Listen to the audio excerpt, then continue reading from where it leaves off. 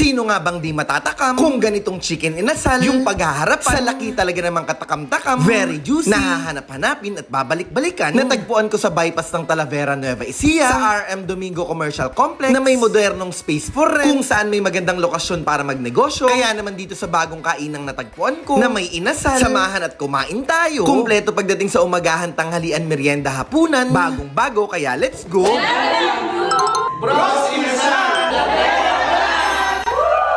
Good news nga kabayan, pinalaki, pinaluwang, dining area ng Bros Inasal, very modern at aesthetic, kay sarap dayuhin, Bacolod chicken inasal na pang malakasan. Ito nga yung isa sa pumapatok pagdating sa timpla at lasa, presyo na abot kaya. Dito makakain ka ng paborito mong inasal, spare ribs na ngayon nga patok at pinag-uusapan. Dito nga available na yan, kay lambot at kay linamnam. Isa nga sa dapat nyong matikman, yung barbecue nila dito mabisa at talaga namang mainam, perfect sa suka, na mapapa-order ka pa ng kanin. Sizzling sisig nila na talaga namang flaming, mainit-init na isa-serve, na siguradong hindi kayo bibitinin. Sakto sa food trip at family bonding. Yung cravings mo kanilang lulutuin. May iba't ibang pasta pang merienda, halo-halo na Pinoy ang lasa, may toppings sa ice cream sa ibabaw. Deserve mo yan pag dito pumunta. Kaya naman kabayan, tara na. Kung nais yung matikman yung masarap, produkto at lutong de kalidad, Bros Inasal sa bayan ng Talavera. Ngayon nga, bukas na.